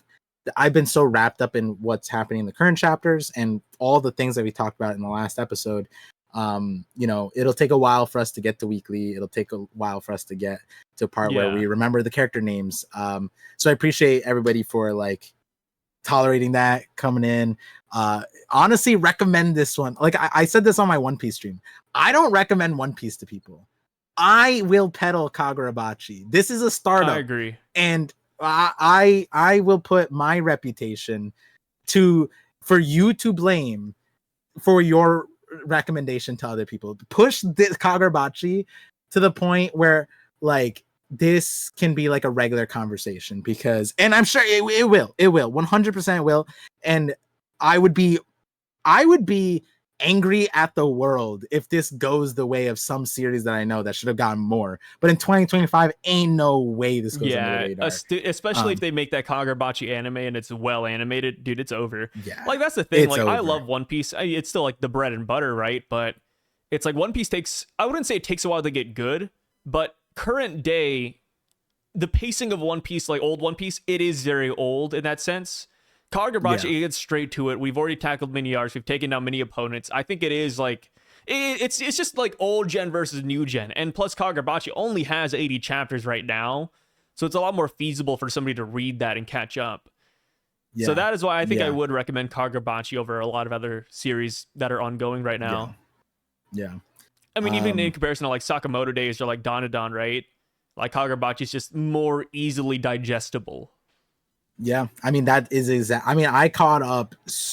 Because when I was started, there was a few options, and some were further along, but this wasn't that much shorter. And I heard bad things, but because I was on Twitter at the time, so like memes or whatever. But I didn't take that. So this was when I went on a binge of a bunch of different series and catching up, like Dandadan and other stuff. Not only did I catch up with this one the fastest, quickest, but I also retained it and I kept on week to week. And a lot of the other ones, I prefer to just binge it, and so not week to week. Whereas finding out that this author is week to week, he's also the artist, the writing, everything. It's just there's so much reflection. Like the fact that you hit me with that theory, and it's like the author set it out revenge thing, and it makes so much sense what you said about the Shoku and the other nation from multiple angles, and I love the idea. But yeah, there's endless amount of things that I would put Kagurabachi like number one on like defining anime genres of stuff. in terms of tropes, in terms of how it's done, art, choreography. Like, oh my god, if they animate this and they add the like any level of modern animation, it's locked Yeah, in. and if they do the JJK thing where they add more to the fights than the manga did, it's over, dude. Yeah. I mean that's the reason why like JJK and like what Demon Slayer, like people tend to dislike it on Twitter, like, oh, like people just want fights, like this isn't storytelling. But it's like, but people like the flashy fights, it's fun to follow. Like fights have, I mean, you gotta imagine, like, the Roman Colosseums, man, they were popular for a reason. People just loved the battle. So like if you do nail a good fight, if it looks great, if it's well animated, if it's easy to follow, like I think people will generally just like the series no matter what. I'm not saying that Kagurabachi has a bad story. I'm just saying, like, fights really matter, and Kagurabachi excels at that in the manga. So if the anime can just take an iota of that or even add more to it, it's, dude, you're gonna be buying a Kagurabachi merch from Hot Topic pretty soon, man. I mean, I never thought that I would be this like locked in on like such a young series, I feel like, and maybe that's my age or whatever, but like when it comes to like riding or dying for an anime, right, like I would be like, let me see it to the end, Code Geass, whatever, like even back then, even when I was younger. But like this one, like I said before, the series from this point on could be terrible, and I would still hold on to the good that like this conversation, wanting to do. I'm not even making One Piece videos right now, and I'm like, yo, this is so my foray back. Now that you say it, that's so funny. Like I don't make One Piece videos, but here we are, doing Kagurabachi on the side. Yeah. And I want to talk about this, and and as you guys can see, like these episodes, like we like lock in for an hour, and then we're just like booming on.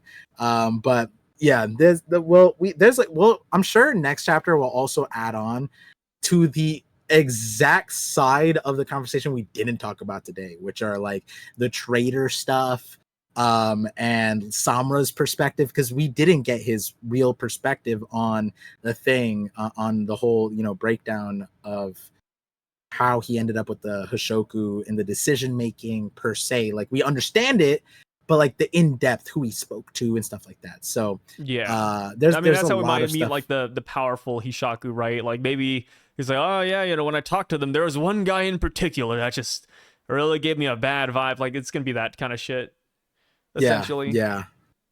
But yeah, that we'll get more into that conversation and so much more. There's still some of the series we haven't even talked about from like the first 70, 80 chapters that we put into one episode. So, but anyways, I appreciate everyone who tuned into the peripheral vision. Thank you, Sai, for the conversation, and also just like thank you for the passion, also like in the viewers, the comments, because people literally will come to the stream and even on your channel and ask for like, when is this happening again? Or I think someone came in the Discord, how do I get notifications for this? And it's just one episode, and I didn't post about it because I feel weird promoting my second channel when I don't even do anything on my main channel. So I'm waiting for me to like run my main channel again, for me to like unauthentically push this back out to my viewers. But appreciate everyone who found it, is here listening, peddling Kagurabachi. You might become a mod on my main channel if you're out here converting people to Kagurabachi. I have to incentivize it. Like there's shit there, you know what I mean? So appreciate you guys. We gotta grow the Kagurabachi community. I gotta start doing like, I don't know, not even like reviews, but just weekly discussions about Kagurabachi, like 5-minute snippets, like, okay guys, like that chapter was fucking nuts. Yeah, literally just a short. I might start posting shorts of like on my main channel. We just gotta boost this manga, bro. Like I think it needs more respect. Yeah, I don't want it to be that anybody that I actually actively speak to manga about, that I go Kagurabachi and they're like, what's that character look like? Nah, no. They have to at least know what Chihiro looks like. Put respect on Chihiro, and I need Samura to get like Zoro level of like everyone just knows Zoro. Like you don't even have to be an anime fan. You look at a Comic-Con and you're like, that's Zoro, right? Samura is sick, and I need I want, if I end up making content, it's literally the series is literally driving me to do so. I've come out of a literal cave. People call this a cartel hostage cell. I come out of that for Kagurabachi. So yeah. Thank you guys, and thank you, Sai. We Peace gotta out. avoid this, by the way, next time. What? I think we did this in the last Kagurabachi video, but the last 30 minutes is just a non-stop Kagurabachi glaze session. It's needed, dude. It's needed. Because that can only happen more people. And for the first few episodes, there's gonna be a lot of like, bro, I can't put it into words. Do you know what I'm talking about? How cool this is? And it's like, nah, that was really fucking cool. Like the author definitely needs some praise for getting that many of them in one series, for sure. I didn't realize. I'm looking at it now. That Kagurabachi video got 3,000 views. What? Yeah. No, the first I didn't one. even check. I didn't push it. I didn't push it either. People are still watching like recently. What the heck? I think I did put hashtags. But bro, I gotta check the comments. What the fuck? What the heliante? That's crazy. Wait, that's good. 3,000 organic? I only have 1,000 subs on that. Yeah. Kagurabachi content. And I think I acknowledged it in the first one. I don't know if people are making Kagurabachi content, but it needs to happen. This needs to flood my time. There's so many Kagurabachi. There's so many people who are like, not well versed, but they know a lot more than us. And like, I think you guys forgot this or that. Like, there's this detail you guys got wrong. It's like, okay, well, fair enough. That's very fair. Yeah. That's gonna happen. Which we acknowledged that episode and this episode that we're One Piece content creators, where we're like, bro, our job's over there. Like, this is just a passion project. Yeah, we're still learning. We're still fresh. Yeah, we're new. We're gun owners, not fucking military. Like, we're militarized for One Piece. This is us just fucking around in the backyard type of shit, bro. Like, I forgot Samura's name. That's crazy. But like, cool swords guy, we already know that means Samura, right? Like, that's so funny that we could say that, and that's just Samura. Some people are mad that we're saying the sword saying might have been justified or right in eliminating the the people after the peace treaty, but it's like, dude, I wouldn't want them to strike back, man. Dude, if they have that material on their island, I'm killing them. And plus, like, people are saying that, oh, they're not monsters, guys, they're just people. And it's like, yeah, even still, man, just get rid of them. Yeah, no, I'm on board. Eliminate the threat. I also think that they can just come back with more powers, dude, that's crazy. They're conflating. Sword saying might be right. Perspective of like this chapter, right? The guy being so heinous. We didn't really talk about the Swords Master's perspective during that thing. But if he's an all for one character, right? Like, that gives us an out on that thing. When we said, like, are they a justified fictional group that's dealing with fictional powers that can end like, each person is a nuke. Yeah, we would. I be mad that someone responded to a nuke by nuke? Like, no, like, that's not that crazy, guys. But like, I think people are saying like that's what we believe, and it's like, no, but like, the author could easily write that direction. And yeah, it wouldn't an eye be for an eye. And then wild. plus, like, when it comes to the sword say, we know nothing about him. Like, what if we learn like there's some crazy backstory where they, like, I don't know, murder this guy's entire family? Like, the islanders just, they came in, they raped and pillaged and killed. And it's like, okay, like, now would it be like, all right, yeah, he's justified in killing the islanders? Like, I mean, maybe. And then, like, let me throw it.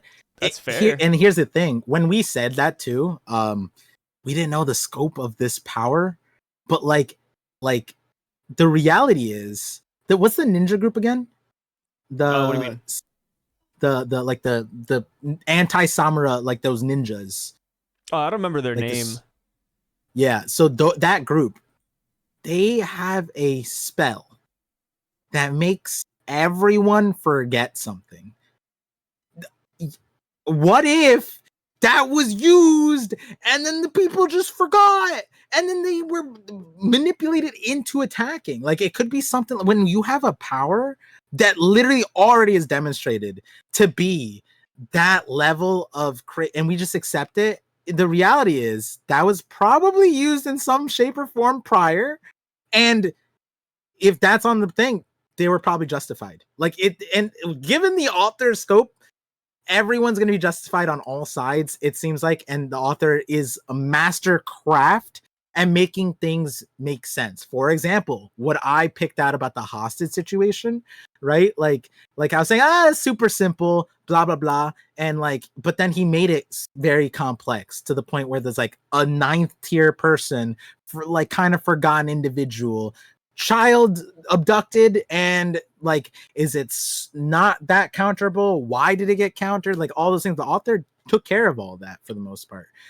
So if you know, as per our last conversation, I think you and I can fathom many directions where the island were full of good people, and maybe it wasn't all of them and it was just some, and yes, they were not monsters, but like, there's still a way that they were, the author's probably going to make them justified, and like, you and I can paint so many different versions of that, and we're also saying that it might not be that way, but like, we can easily see a way that it's justified, which, like, the Hishaku might, like, you know, I think that's what we were talking about too, like, their grand goal is to expose this, and then we're like, yeah, but if it gets exposed, I'm sure there's a, like, explainable, easily, if I was a citizen there and they were told me the truth, I could rationalize a lot of different things if they didn't give all of the details, you know what I mean? Or, you know, some of the things. And then plus, we're just hearing one side of the war too, right?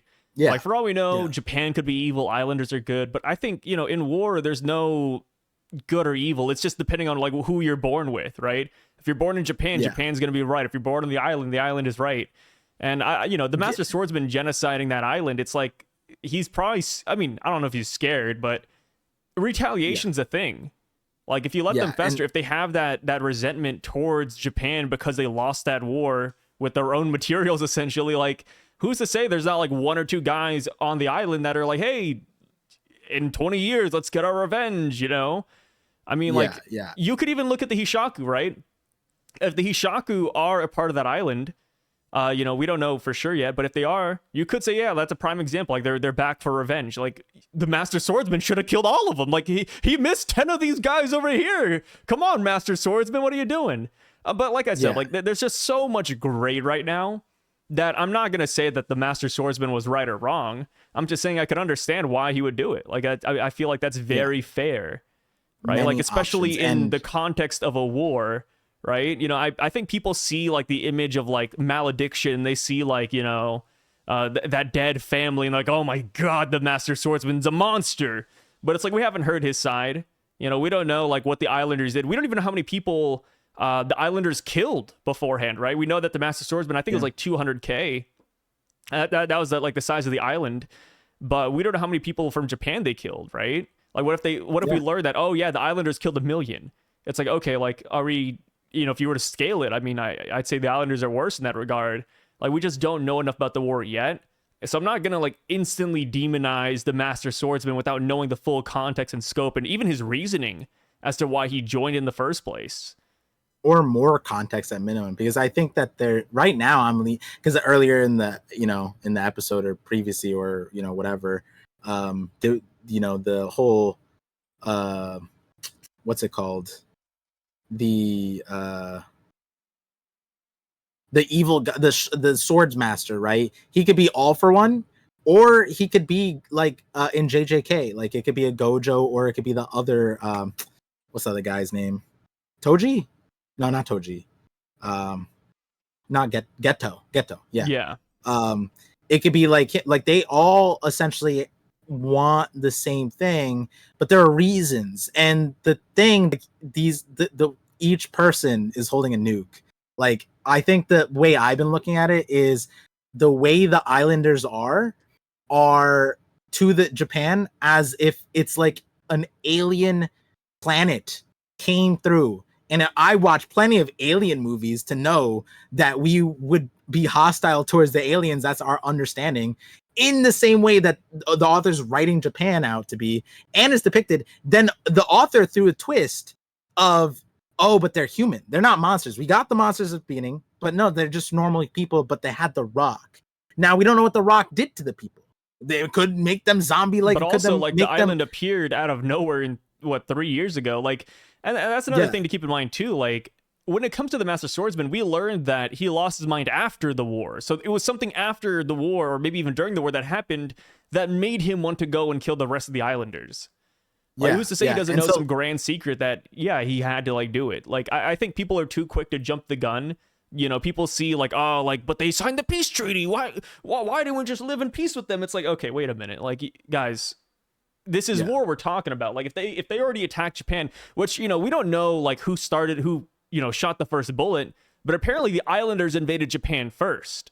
I mean, what do you want me to say? Like, based on the facts right now and based on how little we know, like, I think it's silly to just, write off the Master Swordsman as a bad guy. Like, I could see how, some people would think that way, but, like, you gotta at least leave the door open. You don't want to lock yourself on that boat. You don't want to lock yourself on that boat, because what if he does have, like, a lot of redeeming qualities? Like, you gotta remember, Chihiro's dad saw this guy and was like, hey, let's give this guy, like, an amazing sword. Do you think... I mean, I guess, like, in war, it kind of necessitates for, psychopaths to join. But at the same time, it's like, do you think Chihiro's dad would see this maniac, this genocidal maniac, and say, hey, here's a great blade for you? I don't think that's the case. I do think that the Master Swordsman was a very normal dude. And then something happened during that war. Something happened after the war, even, that made him say, okay, I got to do this. Oh, another angle I was thinking about, because you threw the whole, like, revenge angle. So let's say the Hishakus ran by someone from that island, right? And they came in to destabilize this like imperial force, because we also don't know if they occupied. We don't know if they, like, took over the land also, like, that way, because the scope of the island nation, like, the way I was thinking about it also, it would be like if Atlantis just showed up, like, even if they were mermaids and they were, like, hot girls, what 100%, if they started eating people en masse or, like, killing people, which was the case, then we would nuke the Atlantis. I'm sorry, as sad as I know we discover in all the movies, if Atlantis showed up and started eating people, it doesn't matter. Think about it. This is Japan. Like, we're talking about it. Like, Japan versus some random island that popped up out of nowhere. It's like, I feel like it's all about the preservation of Japan more so than the islanders, even. Like, I'm not gonna blame Japan for wanting to stay safe and get rid of the islanders. Like, I mean, what do you want me to... They already need to put stripper poles in apartments to get more birth rates, because they don't have that. If the young people start dying, the economy, like, we'll bring it back to reality, bro. In current economy, Japan, they are not fucking with dying people. Unless they're throwing it at old people, that maybe, like, I don't know if this Japan has that problem, but like we don't know if Japan be fucking, though. That's what I'm saying, right? Like, in Kagurabachi. And they're definitely not in real life, because that is an actual problem. So if we want to bring real life, we could do that and be like, there's the whole thing. But point is that it'd be crazy if the Hishaku, made by the other nation, and they are really powerful, but like Samura, they put their stats in a point, and that point allowed them to take over the Swordsmaster. And that could be, like, the Swordsmaster was insane, and it could have, like, beat them through and through, but, like, it could have been that the person instigated this entire thing. Like, we also don't know if the island is a part of a larger kingdom. You're telling me zombie rock people? That's not that sophisticated. You know what I mean? But you know what they say about, again, aliens, is that if the aliens visit us first, that means that we are cooked, because they're that much more advanced that they could come, bro. If an island showed up, bro, we can't make islands show up. That's scary tech, bro. Like, if you think about it that way, I mean, even our top science would be like, either we try or we die, because and trying is probably dying. So if we win, it's a miracle. And even then, it doesn't make sense, because they came to us, right? And then, there's all that. There's so much. And so You know, if the Hishaku came from that, oh, I'd love that. It's the complexity, the angles. Again, like, you know, we can't be using like real international court rules on what's happening here. Take that out of there and reframe it. We're in the story, and we're also, you know, we're in enjoying the fictional story Japan with guys. magic, sword saints, and appearing islands. I don't care if the islanders look human. I don't care if they were human. You know, this is we're a crazy in a war scenario. You know, just put them down, dude. Don't give them a chance to come back and attack Japan again. Take the materials, and it move was on, like conquer them, mass dude. casualty too, right? Like they suffered. Like that's why the war was such a significant thing. It was like it wouldn't like if it was not that much of a threat to Japan, why would the entire nation be in debt to 6 swordsmen? That, you know how fictional that sounds? Like it's not like old Japan. They do have like modern stuff, but like look at the Kamunabi's headquarters. That shit's teched up, bro. Like that look at the cloning facility. Like this is a crazy Japan. This is a crazy level of Japan. And the government's funding the Kamunabi, bro. Come on. Yeah, this is we're dealing with a very interesting place, a very interesting series. I love what I am reading, and I think it's only a matter of time before this becomes week to week. And I'm looking forward to that. Same. Good series. All right, I don't know if we cut earlier. I just kept cut our right conversation. Okay,